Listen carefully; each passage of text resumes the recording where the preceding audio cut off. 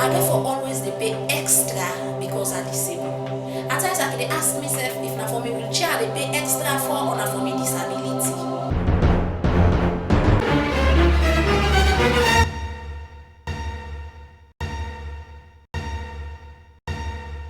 We acknowledge so much of the efforts where government and other institutions don't do for promote the rights of persons with disabilities, but we still believe say a whole lot more needs to be done, because we still able to realize the issues them to the fullest. So a campaign where African Youth with Disabilities Network they move towards now we see much more of this impact the lives of young people with disabilities and the country.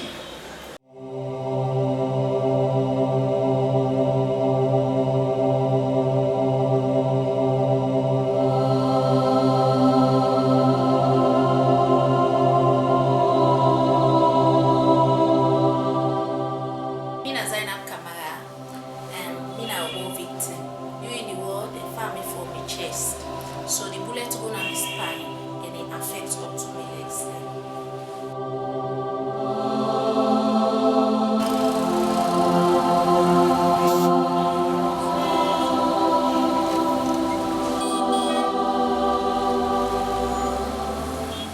From like a governance and human rights perspective, because of that campaign for good governance center on, and human rights principles, they talk say everybody, once you're a human being, they're not for discriminate against you and for see you and respect you just because you're not a man. Then are the most basic right that any mortal man go get.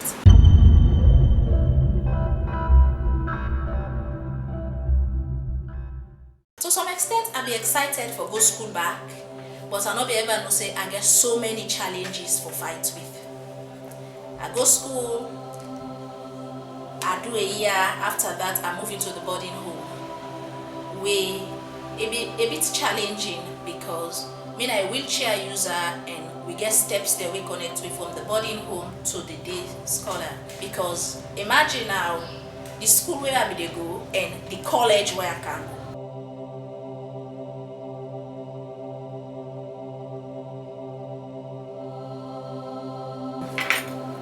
One thing where we all see say the last few years all over the world, even inside salon, now that it's the importance for disabled people and get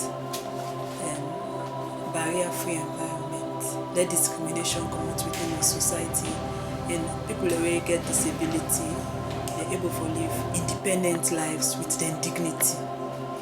And one of the area of discrimination we get for address as a nation, it in our Persons with Disability Act section 24 right up to 26.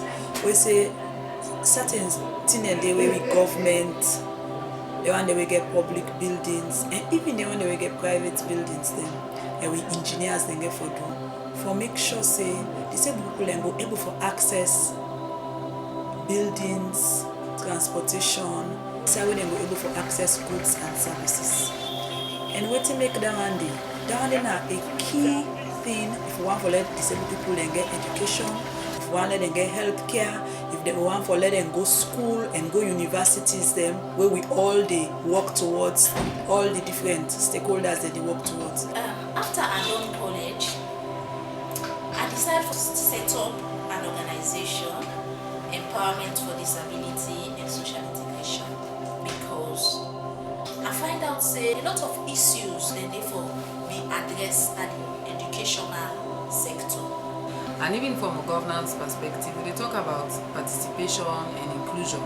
We mean say again, as long as you're not a citizen or you're not person within a certain, especially as a citizen of a country, you for be part and parcel of the decision-making process. When governments they make in laws, when governments they develop in policies, if for ensure say the different categories of people and way it gets in society, if you think of them. You see, the Act gets so many good things in them. Where if they extract some of their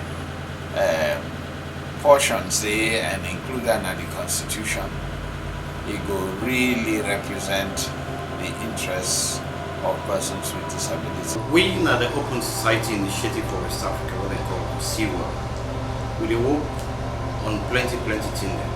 But one of the main reasons we decide for support African Youth with Disabilities Network, that because as an organization we believe say every human being equal, whether you're an able-bodied person or you're a disabled person.